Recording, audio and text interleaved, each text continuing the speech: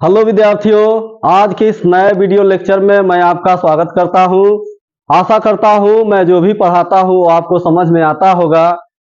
कुछ विद्यार्थियों को अगर नहीं भी समझ में आता होगा तो उन्हें कोशिश करना चाहिए, भरसक प्रयास करना चाहिए कि उनको समझ में आए। और आप कंटिन्यू मेरे वीडियो से जुड़े रहेंगे तभी आपको समझ में आएगा, और भरसक प्रयास करना चाहिए समझने का। आपको ये सब चीजें समझने की कोशिश करनी चाहिए, क्योंकि यह अंशाल पेपर का सब क्वेश्चन है, मॉडल पेपर का क्वेश्चन है। इसलिए मैं बार बार कह रहा हूँ, इसको आप ध्यान दीजिए और इसको समझने का कोशिश कीजिए, क्योंकि कहा भी गया है कि कोशिश करने वालों की कभी हार नहीं होती। कोशिश करने वालों की कभी हार नहीं होती। हौसले होते हैं बुलंद जिनके, उनके जीवन में कभी दुखों की बहार नहीं होती। मैं कहता हूं एक बार हनुमान सर से तो पढ़ के देखिए। जो विद्यार्थी हनुमान सर से पढ़ते हैं उनकी मेहनत कभी बेकार नहीं होती। तो आइए चलिए शुरू करते हैं। आज का पहला क्वेश्चन है 4 का ए अंशाल पेपर का क्वेश्चन है, 10 में पूछा गया है, आपके बोर्ड का क्वेश्चन है। 4 का ए जो है ये डायरेक्ट स्पीच से इसको इनडायरेक्ट स्पीच में बदलना है, यानी डायरेक्ट नरेशन से इसको इनडायरेक्ट नरेशन में कन्वर्ट करना है। तो देखिए पहला क्वेश्चन है 4 का A, Geeta said to Meenu, Geeta said to Meenu, inverted comma में लिखा गया है do you like to read this novel, do you like to read this novel.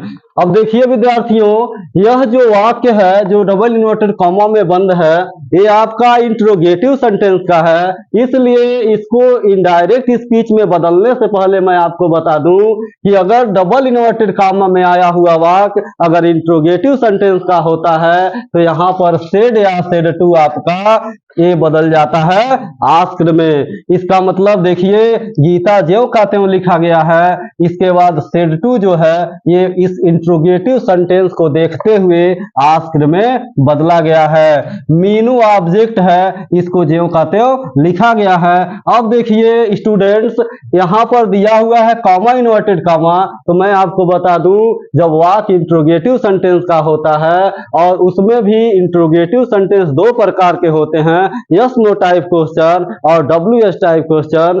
तो अगर आया हुआ वाक्य अगर इंट्रोगेटिव सेंटेंस में किसी भी सहायक क्रिया यानी कि किसी भी हेल्पिंग वर्ब से शुरू हो तो उसको कनेक्ट करने के लिए, उसको जोड़ने के लिए हम हमेशा इफ या वेदर का प्रयोग करते हैं। तो देखिए यहाँ पर कॉमा इन्वर्टेड कॉमा हम हटाए हैं, तो यहाँ पर इफ का प्रयोग किया गया है।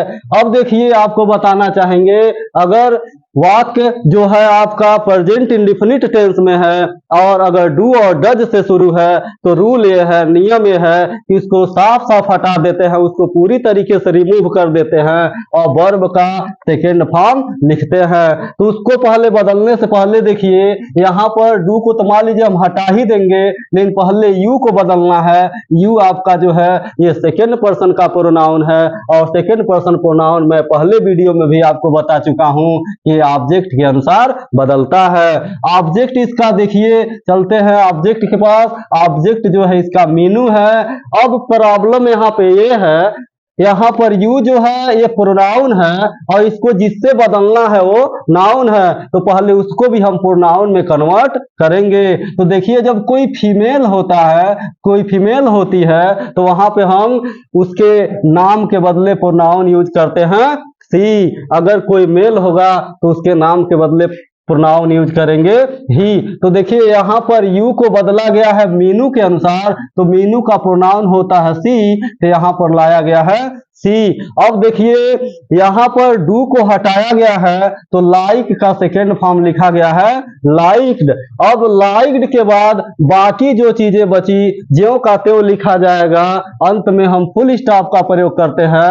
और देखिए यहाँ पर जो दिस है, दिस को बदलते हैं हम किसमें, दैट में। क्यों? क्योंकि रूल ये है कि जब पहला टेंस पास्ट में है तो दूसरा भी टेंस होना चाहिए पास्ट में। और इस टेंस में जो निकटवर्ती दिखाने वाले जो शब्द आते हैं उनको हम दूरी दिखाने वाले शब्दों में बदल देते हैं। इस प्रकार ये दिस आया हुआ था तो इसको हम बदल देते हैं दैट में, और यहाँ पर ये जो क्वेश्चन मार्क देख रहे हैं आप, इसको हम हटा देंगे, क्योंकि इनडायरेक्ट स्पीच में चाहे वाक्य किसी भी प्रकार का हो, हमेशा फुल स्टॉप का प्रयोग करते हैं। अब देखिए स्टूडेंट्स, आते हैं क्वेश्चन नंबर बी पे। अब क्वेश्चन नंबर बी जो आपका है, इसको एक्टिव वॉइस में दिया हुआ है, इसको पैसिव वॉइस में चेंज करना है। अब एक्टिव वॉइस पढ़ते हैं क्या है, Rita can not do this work. Active voice में है, इसको पैसिव वॉइस में बदलना है। तो देखिए इसको पैसिव वॉइस में हम आपको बदल कर दिखाते हैं कि क्या क्या परिवर्तन होगा, इसमें कौन कौन से नियम अप्लाई होंगे। तो देखिए पहले हम आपको बता चुके हैं, एक्टिव वॉइस से पैसिव वॉइस में बदलते समय ऑब्जेक्ट को आप क्या बना देते हैं, सब्जेक्ट। तो देखिए यहाँ पर दिस वर्क जो था ये ऑब्जेक्ट था, तो ऑब्जेक्ट को हम पहले लिख दिए, अब ये हो गया सब्जेक्ट, तो दिस वर्क हो गया। अब देखिए विद्यार्थियों, यह वाक्य जो है आपका मॉडल ऑक्सिलरी वर्ब का है, इसलिए यह किसी टेंस का नहीं है। तो रूल ये है, मॉडल ऑक्सिलरी वर्ब वाले एक्टिव वॉइस वाले वाक्य को बदलते समय हम हमेशा कोई भी मॉडल ऑक्सिलरी वर्ब हो उसके बाद बी का प्रयोग करते हैं। तो देखिए यहाँ मॉडल ऑक्सिलरी के वर्ब में दिया है कैन नॉट, तो कैन नॉट के बाद हम किसका प्रयोग किए हैं, बी का। और बी के बाद हमेशा आपको पता है, चूंकि पैसिव वॉइस में वर्ब के थर्ड फॉर्म का प्रयोग होता है। तो देखिए यहाँ पे वर्ब डू था, तो डू को बदला गया है डन में। अब डन के बाद हम बाई का प्रयोग करेंगे, बाई का प्रयोग किया गया है। इसके बाद सब्जेक्ट जो है रीता, इसको हम ऑब्जेक्ट के रूप में लिखे हैं। अब चलते हैं अगले क्वेश्चन के तरफ। अगला क्वेश्चन जो है सी है, वो पंक्चुएशन है। पंक्चुएशन आपको करना है। पंक्चुएशन क्या होता है, पंक्चुएशन बोर्ड के पेपर में दिया हुआ ऐसा क्वेश्चन होता है जो गलत तरीके से लिखा गया रहता है, उसको हम सही करते हुए रीराइट करके लिखते हैं, और उसको क्या क्या उसमें खामियां हैं, क्या क्या एरर है, क्या क्या गलती है, क्या क्या मिस्टेक्स है, उसको हमें सही करना होता है। अब देखिए हम इसको सही करके आपको दिखाते हैं। अब देखिए ये जो पंक्चुएशन आप देख रहे हैं, ये पहले भी मैं आपको बता चुका हूं कि पंक्चुएशन 99% पंक्चुएशन जो होते हैं बोर्ड में पूछे जाते हैं, वो आपके पेपर में जो आते हैं वो अक्सर होते हैं किसके, डायरेक्ट स्पीच के। तो डायरेक्ट स्पीच के अंतर्गत इसको हमको पंक्चुएट करना है। इसलिए देखिए किसी भी सेंटेंस का पहला लेटर जो होता है वो कैपिटल लेटर में लिखा जाता है। यहाँ आप देखिए ही स्मॉल लेटर में लिखा गया था, इसलिए यहाँ पे हम ही को कैपिटल लेटर में बदल दिए। अब देखिए सेड टू को ज्यों का त्यों लिखा गया है, मी हो गया।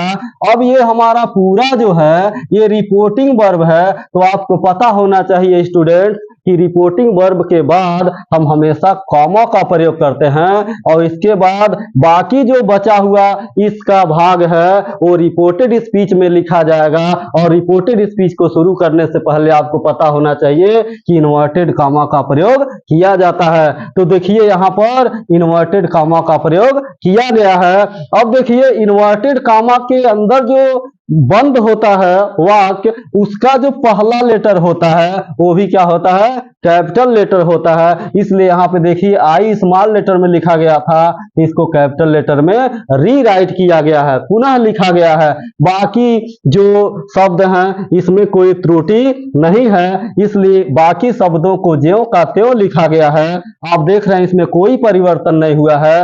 अंत में हम क्या करेंगे, इस मतलब पंक्चुएशन का जो वाक्य दिया गया था इसमें देख रहे हैं किसी भी चिन्ह का प्रयोग नहीं था। तो चूंकि I am going to Delhi to see your ailing mother, ठीक है, यह एक असर्टिव सेंटेंस का वाक्य है, इसलिए इसके अंत में हम हमेशा फुल स्टॉप का प्रयोग करेंगे। उसके बाद आपको बता दें, चूंकि ये डायरेक्ट स्पीच का वाक्य है, इसलिए हमेशा इसके लास्ट में हम इन्वर्टेड कॉमा का प्रयोग करते हैं। इस प्रकार से इस पेपर में जो भी ग्रामर के इस तरीके से क्वेश्चन आए हुए थे, मैं आपको पूरी तरीके से भरसक प्रयास किया हूं कि आपके समझ में आया होगा, और मैं आशा करता हूं कि आपके समझ में आएगा भी।